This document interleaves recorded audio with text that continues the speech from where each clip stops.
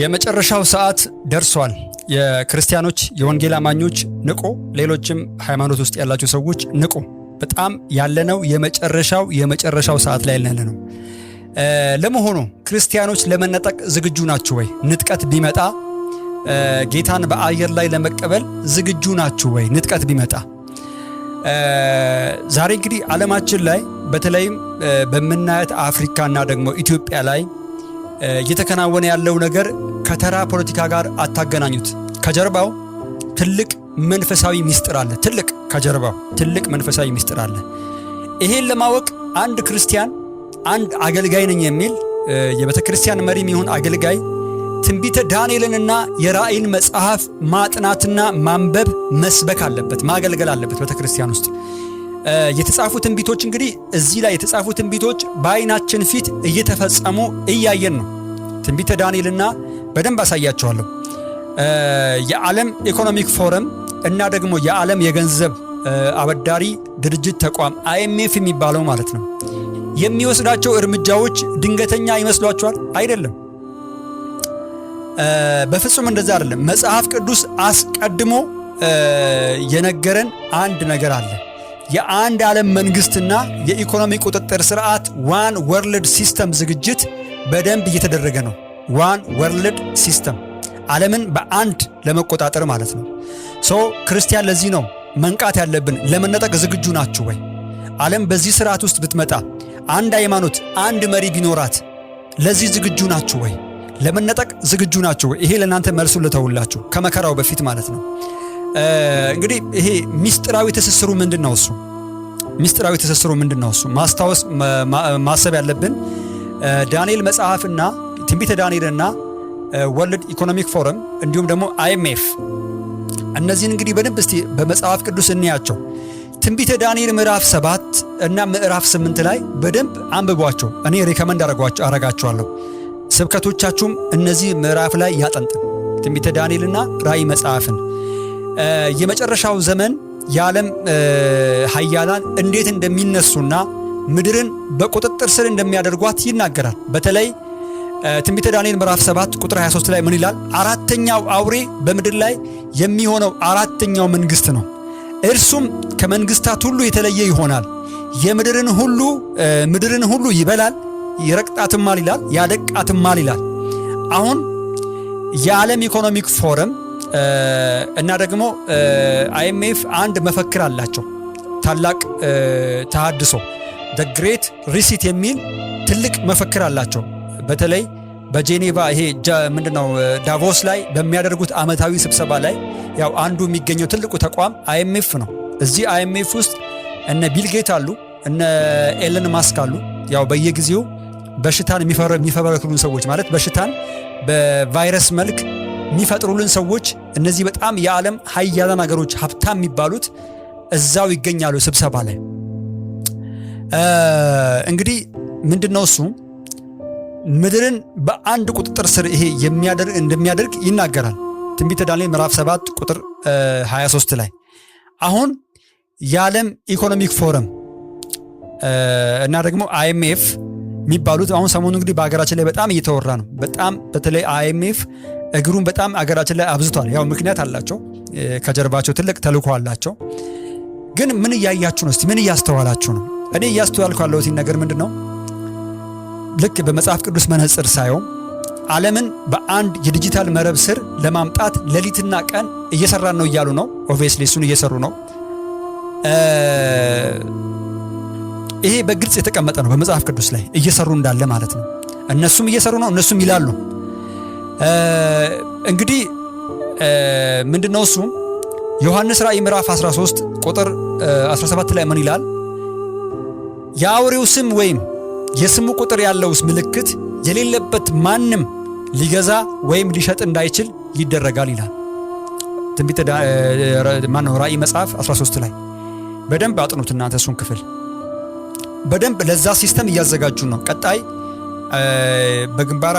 በግንባራችን በጣታችን ላይ አሻራውን ለመቅበር ፕሮግራም እያደረጉ ነው። ለዚህ ነው መንቃት ያለብን።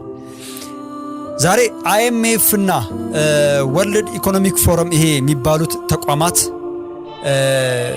ገንዘብ በጥሬ ገንዘብ ካሽ ፋንታ ማዕከላዊ ባንኮች የዲጂታል ገንዘብ እንዲገነቡ የሚያደርጉት ግፊት ምን ይመስላችኋል?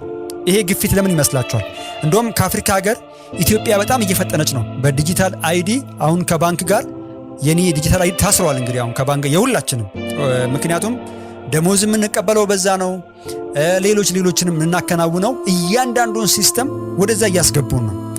ይሄ እንግዲህ ቴክኖሎጂ ዝግጅት የአውሬውን ስርዓት መንገድ እያዘጋጁ ነው። ለአውሬው ለ666 ለሱ በደንብ ሲስተሙን እየዘረጉለት ነው።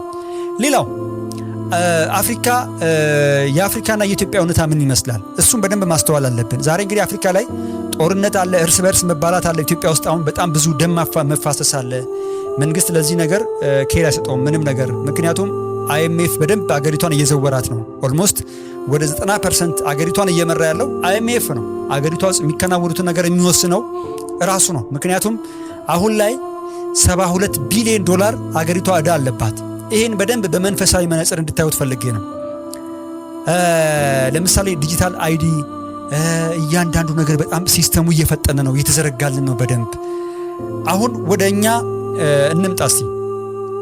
በአፍሪካና በኢትዮጵያ ምን እየሆነ ነው? አይኤምኤፍ እና የዓለም ገንዘብ አበዳሪ ተቋም አይኤምኤፍ የሚባለው በአፍሪካ ሀገሮች ላይ የሚጭኑት የኢኮኖሚ ማሻሻያዎች ፖሊሲዎች ህዝቡን ለከፍተኛ ኑሮ ውድነትና መከራ እየዳረጉት ነው። ይሄ ግልጽ ነው።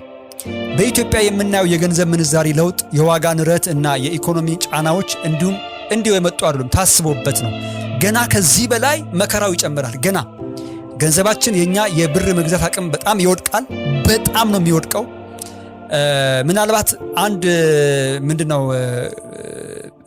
ገና ከዚህ በላይ ማለት በደንብ መከራውን እናያለን። በደንብ ገና ከዚህ በላይ አገሮች እንግዲህ የውጭ ዕዳቸውን መክፈል ሲያቅታቸው ሉዓላዊነታቸውን አሳልፈው እንዲሰጡና የዓለም አቀፍ ተቋማት ትዕዛዝ ሙሉ በሙሉ እንዲቀበሉ እየተገደዱ ነው። በቃ ይሄ የዓለምን ስርዓት በተለይ አይኤምኤፍ በደንብ የአፍሪካ መሪዎች ደግሞ ለዚህ ይመቻሉ። ስልጣናቸውንም ለማቆየት የአይኤምኤፍን ስርዓት በደንብ ይቀበላሉ። ለህዝቡም ጉዳያቸው አይደለም። ለሚያልቀው ለሚፈሰው ደም በጦርነት በምን ለሚያልቀው ነገር ጉዳያቸው አይደለም። ምክንያቱም ትልቁ ተልኳቸው አይኤምኤፍም ይሁን የዓለም ወርልድ ኢኮኖሚክ ፎረምም ትልቁ ተልኳቸው ምንድነው? የዓለምን ህዝብ ግማሽ በግማሽ መቀነስ። በቃ የዓለምን ግማሽ በግማሽ ህዝቡን በየትኛውም ሲስተም በረሃብ ሊሆን ይችላል፣ በጦርነት ሊሆን ይችላል መቀነስ ነው። ምክንያቱም እነሱን ድራይቭ የሚያደርግ ክፉ ስፕሪት አለ። በጣም ጨካኝ ነፍሰ ገዳይ ነፍስን የሚበላ ክፉ ሲስተም አለ። ይኸው ያየን አይደል? ምንም 10 ሰው ሞተ ኖርማል፣ 20 ሰው ሞተ ኖርማል፣ 100 ሰው ሞተ ኖርማል። ሀገራችን እንኳን መንግስት አይደለም ቤተክርስቲያን እንኳን ኖርማል ሆኖባታል። ቤተክርስቲያን እንኳን አገልጋዮች የሚባሉት እንኳን ጉዳያቸው አይደለም። በቃ ስለሚያልቀው ህዝብ ስለሚሞተው ህዝብ ምንም ጉዳያቸው አይደለም። ይሄ የሚያሳየው ምን ያህል እንደተቆጣጠሩ ነው የሚያሳየው። ለሲስተሙ እያዘጋጁ ነውና ዛሬ የኑሮ ውድነቱ ከዚህ በላይ ይጨምራል። ትራንስፖርት ከዚህ በላይ ይጨምራል። ምክንያቱም ነዳጅ ላይ ድጎማ ተነስቷል። በቀረጥ የሚገቡ ዕቃዎች ከዚህ በኋላ ያለ ቀረጥ የሚገቡ ዕቃዎች በቀረጥ እንዲገቡ ተወስኗል። ይህን በደንብ ዜና ተከታተሉ በደንብ። ለዚህ ነው የሚዲያዎችን መከታተል ያለብን። መንግስት የሚያደርጋቸውን ነገሮች እና አህመድ ሺዴ የገንዘብ ሚኒስቴሩ የሚያደርጓቸውን ነገሮች ለዚህ ነው በደንብ ማየት ያለብን እና በደንብ እናስተውል። በደንብ ሀገራችን ላይ ከዚህ በላይ ደም መፋሰሱ፣ ዘረኝነቱ በደንብ ይጨምራል። ይሄ ጎጠኝነቱ ኦሮሞ ከአማራ፣ አማራ ከኦሮሞ፣ ትግሬ ከአማራ፣ ትግሬ ከኦሮሞ፣ ሌሎችም ብሔሮች ገና ከዚህ በላይ ይጨምራል።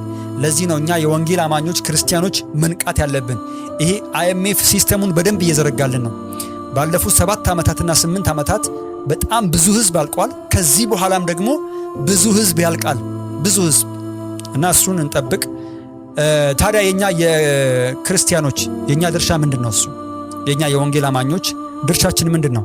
መጨነቅ መፍራት ሳይሆን መጽሐፍ ቅዱስ ሲናገር ሉቃስ 21 ቁጥር 28 ላይ ይህ ሊሆን ሲጀምር ይላል ቤዛችሁ እንደቀረበ እወቁ፣ ራሳችሁን አንሱ ይላል የእግዚአብሔር ቃል ሲናገር። ራሳችሁ ወደ ላይ አሻቅባችሁ ይሁ አንሱ ይላል። ይሄ ሲሆን ስታዩ ቤዛችሁ እንደቀረበ እወቁ። ክርስቲያኖች ከፊታችን ከሚመጣው ምድርን ከሚያንቀጠቅጠው ታላቁ መከራ በፊት ቅዱሳን የሚነጠቁበት ሰዓት እጅግ ቀርቧል። በጣም ጊዜው ደርሷል። ዓለም በኃጢአትና በኢኮኖሚ ቁጥጥር ስትጨልም እኛ ግን በንጹህ በቅድስና በጸሎትና በንስሐ እንዘጋጅ። ለምንጠብቀው ጌታ ታማኝ እንሁን። ለንጥቀት እንዘጋጅ። ምክንያቱም የሰባቱ ዓመት መከራ ከሰባቱ ዓመት መከራ በፊት ቤተክርስቲያን ትነጠቃለች። ኦብቪየስሊ ይሄ ግልጽ ነው። ግን በመከራ ውስጥ የሚቀሩ ሰዎች አሉ። ንስሐ ያልገቡ፣ በእግዚአብሔር ፊት የማይጸልዩ፣ መጽሐፍ ቅዱስ የማያነቡ፣ ቅድስና የሌላቸው ሰዎች በምድር ላይ ይቀራሉ። መከራው ያሰቃያቸዋል። የሰባቱ ዓመት መከራ አውሬው እንደፈለገ የሚሆንበት ማለት ነው። ምክንያቱም አንድ መንግስት ነው ያለው፣ አንድ ሃይማኖት ነው ያለው። ያንን ሃይማኖት ማትቀበሉ ከሆነና ያንን መንግስት ማትቀበሉ ከሆነ ትገደላላችሁ። አውሬው ይገላችኋል። ስለዚህ ለሱ እያመቻችሁ ነው። እንንቃ። ስለዚህ ለምድር ስርዓት እጃችሁን አትስጡ። ልባችሁን ለክርስቶስ ስጡ። ጌታን ያልተቀበላችሁ ሰዎች ጌታን ኢየሱስ ክርስቶስ ተቀበሉ። ምክንያቱም ከሰባቱ ዓመት መከራ በኋላ 1000 ዓመት የክርስቶስ ሚነክስበት ምድር ላይ እኔ እሱን ነው ምናፍቀው፣ ከኢየሱስ ክርስቶስ ጋር ምነክስበት፣ እነ አብርሃምን፣ እነ ይስሐቅን፣ እነ ያዕቆብን፣ እነ ሙሴን የማይበት፣ እነ ኤልያስን፣ እነ ሄኖክን የማይበት፣ እነ ጳውሎስን የማይበት እሱን ጊዜ በጣም እናፍቃለሁ። አይዊሽ እመኛለሁ ከነሱ ጋር በአዲሲቷ በሚመጣው መንግስት ላይ ወክ ማድረግ፣ ኢየሱስ ክርስቶስን ፊት ለፊት ማየት፣ እሱን ወርሺፕ ማድረግ። ይሄን የምትናፍቁ ሰዎች ተዘጋጁ፣ ራሳችሁን ሬዲ አድርጉ፣ ጸልዩ፣ መጽሐፍ ቅዱስ አንብቡ። ይሄን መልእክት ለሚመለከታቸው ሰዎች አድርሱ። አገልጋዮች እባካችሁ ህዝቡን አንቁ። አሁን ከምድር ህዝቡን አላቀቁትና ይሄንን ስብከት ስበኩ።